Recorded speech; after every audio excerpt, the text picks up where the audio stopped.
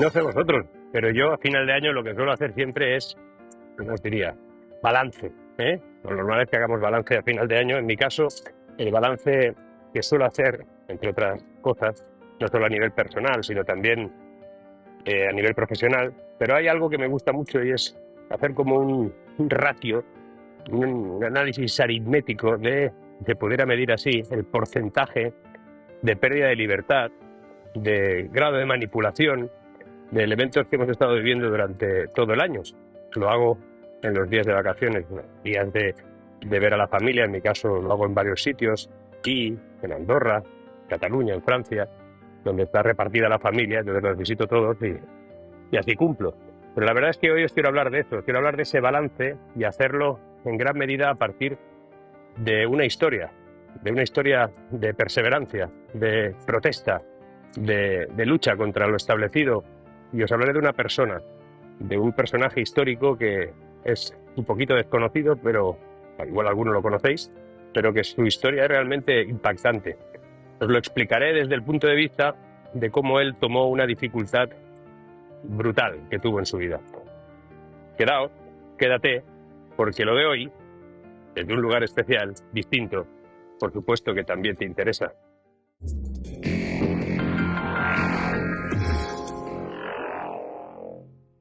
Hablando de transformación y superación, pocas historias ejemplifican mejor estos conceptos que la de Milton H. Erickson, un hombre cuya vida se convirtió en un testimonio vivo de la fuerza del espíritu humano. Nacido en circunstancias poco prometedoras, en una pequeña aldea fantasma llamada Aurum, que ya no existe, en Nevada, pues Erickson estaba destinado a dejar una huella indeleble en el campo de la psiquiatría y en la vida de innumerables personas. En esa pequeña aldea nació uno de los psiquiatras más influyentes del siglo XX, como te decía, Milton H. Erickson. No solo revolucionaría la psicoterapia moderna, sino que su propia vida se convertiría en un testimonio extraordinario de la capacidad humana para transformar la adversidad en oportunidad. La lección que resuena especialmente en el complejo mundo del emprendimiento actual es una historia inspiradora. Si no la conoces, esta historia de Erickson es un recordatorio muy poderoso de que incluso en esas circunstancias más desafiantes existe la posibilidad de crecimiento, de superación. Su vida nos enseña que el verdadero poder reside en nuestra capacidad de adaptarnos, de aprender, de evolucionar, sin importar los obstáculos que se presenten en nuestro camino. En un mundo donde a menudo nos sentimos abrumados por las expectativas y por las presiones que recibimos por todas partes, Erickson nos invita a mirar hacia adentro y a descubrir nuestros propios recursos internos para el cambio y la transformación. Permitidme que os cuente su historia. Resulta que Erickson se trasladó con su familia a una granja de Wisconsin. A los 17 años más o menos fue golpeado por la poliomielitis, una enfermedad que en aquella época equivalía a una sentencia de invalidez permanente. Los médicos le dieron un pronóstico desolador, pero Erickson transformó su habitación, la de convaleciente, en un laboratorio en la que autoexperimentaría y podría superarse. Durante su recuperación, Erickson desarrolló una extraordinaria capacidad de observación. Estudió en su hermana pequeña todo para aprender a caminar, curiosamente. Y esa observación minuciosa no solo le ayudó a comprender los mecanismos básicos del movimiento, sino que sentó las bases de su revolucionaria aproximación a la comunicación no verbal y después también a la hipnosis terapéutica. Su determinación le llevó a lograr hazañas increíbles. Navegó en una canoa de 4 metros por el río Mississippi hasta San Luis. Lo que pasa que a los 50 años, cuando ya era un reconocido profesor de psiquiatría, sufrió un segundo ataque de polio. Y esta vez el enemigo fue un dolor físico constante y debilitante que él transformó curiosamente en una oportunidad para desarrollar técnicas pioneras en el manejo del dolor. Lo que él sufría lo convertía en una oportunidad de mejora mundial. Esta capacidad de transformar las crisis en oportunidades se conecta ahora directamente con nuestra realidad y en nuestro mundo actual. Estaría bien. Es en los momentos de mayor adversidad cuando surge la verdadera innovación. El problema es que para que todo eso sea posible, que de un escenario complejo podamos extraer cosas buenas, se precisa también un cambio radical en el planteamiento, de realizar un diagnóstico correcto. Vivimos bajo el síndrome de cuanto menos mejor, cuanto más fácil mejor, cuanto más me ofrezca el Estado mejor, y es un error enorme, catastrófico diría yo. En realidad, se ha convertido también en un obstáculo para el progreso y para el desarrollo sostenible de nuestra sociedad. Además, esa manera de condicionar la vida, que muchos han decidido hacerlo cediendo su libertad, su privacidad, su decisión, para que otros decidan procurar por ellos cuando no es verdad, es un problema más actual de lo que creemos.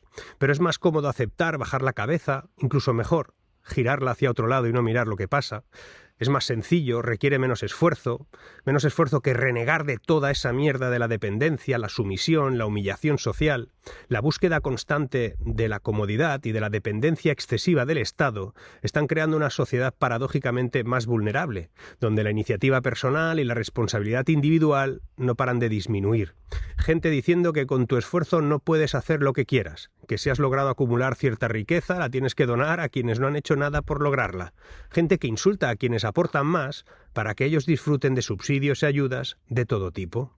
La creciente dependencia del Estado, que creo yo sinceramente es un problema, como proveedor de soluciones y de bienestar, tiene consecuencias a largo plazo que a menudo muchos pasan por alto. Mientras que un sistema de apoyo social es fundamental, no digo que no, el exceso de confianza en esas instituciones gubernamentales puede llevar a una disminución de la innovación, del emprendimiento, un aumento de la carga fiscal que frena el crecimiento económico a la larga y una reducción de la flexibilidad social para adaptarse a cambios rápidos. Y es que para extraer beneficios de escenarios complejos es importante que adoptemos un enfoque que valore la complejidad como oportunidad, la responsabilidad individual, el aprendizaje continuo y la colaboración sobre la dependencia. Este cambio de mentalidad requiere un esfuerzo consciente, colectivo, que implique una reevaluación de nuestros sistemas educativos, nuestras políticas públicas, los valores sociales que ahora mismo tenemos. Incluso en estas fechas, en cenas familiares, siempre hay quien dice que la deuda pública puede ser infinita o que si pones en duda el discurso oficial, estás desinformando. Por eso no solo depende de sistemas educativos, sino de sistemas íntimos, individuales, personales. Y una cosa que os quería decir, no olvidéis de suscribiros, que eso pues es como lo mínimo que podéis hacer. Algún comentario, like, todo eso. Y los que queráis de aquello apoyar al canal a saco, pues ya sabéis, os hacéis miembro, que vale muy poquito, y eso es para todo el equipo. Negarse a tragar no es fácil, es imprescindible. En realidad son todos iguales, ¿eh? Y no estoy haciendo antipolítica con esto, porque antipolítica es negar la política. Yo lo que niego es el sistema de partidos actual, donde unos se suceden a otros e independientemente del color político, acaban aceptando la inercia en la gestión tal y como les viene. De ahí que la deuda no se reduzca nunca, los grandes cambios no sucedan y la censura vaya convirtiéndose en la norma. No es antipolítica. Lo que yo defiendo es la verdadera política en todo caso. Del Estado solo quiero que no intervenga. Cuando lo hace suele molestar por incapacidad. La clave está en un equilibrio donde el Estado apoye y cree las condiciones favorables para la innovación, por ejemplo, sin sofocar la iniciativa privada y también que haya una acción ciertamente descentralizada, ¿no? No todo de arriba abajo. Los de abajo también tenemos cosas que decir, pero no lo puedes esperar de quienes viven de lo contrario, curiosamente. La responsabilidad individual es fundamental para el funcionamiento efectivo de nuestra sociedad, y nos venden lo contrario. Fomenta el crecimiento personal, mantiene el orden social, promueve la cooperación, genera confianza.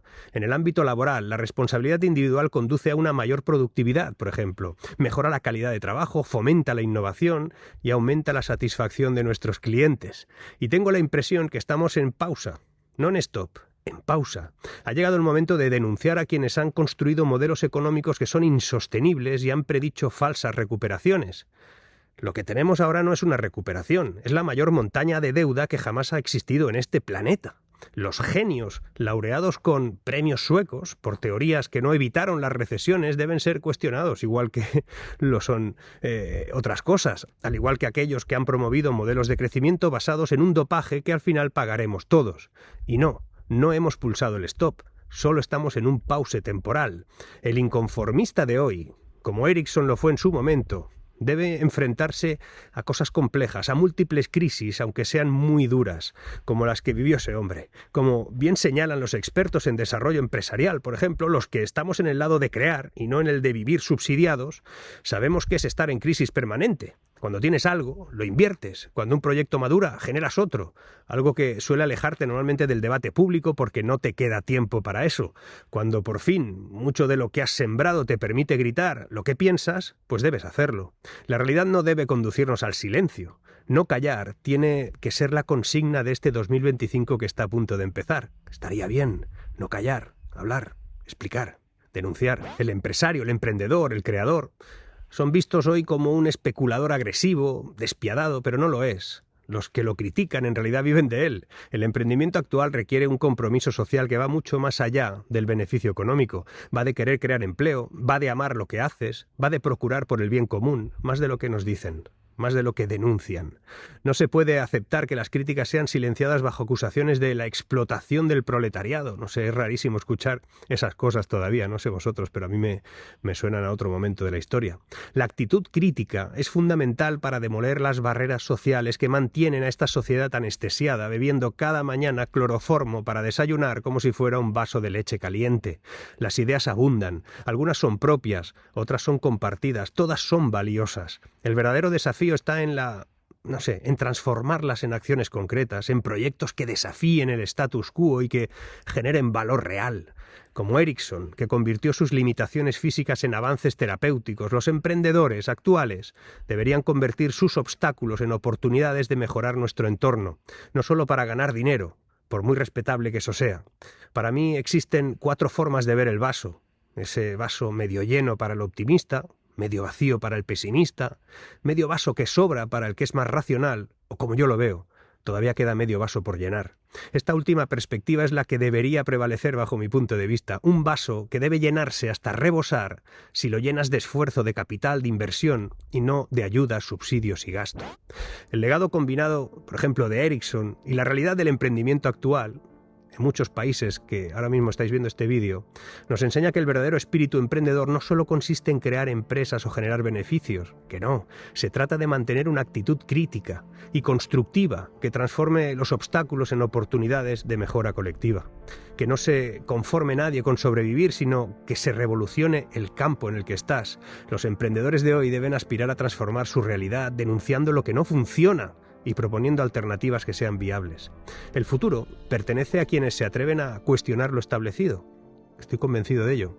A alzar la voz contra las estructuras ineficientes, a convertir cada crisis en una oportunidad de innovación, de crecimiento. He conocido gente que las ha pasado muy mal y de ahí sacó algo.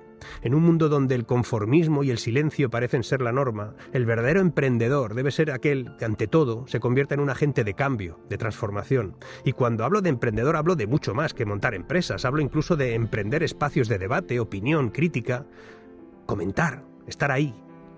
Hablo de llenar de ideas un cóctel molotov y tirarlo contra lo establecido, especialmente cuando ese decorado público no es más que una maquinaria dispuesta para aplacarnos, para hacernos débiles, para robar el fruto de nuestro esfuerzo.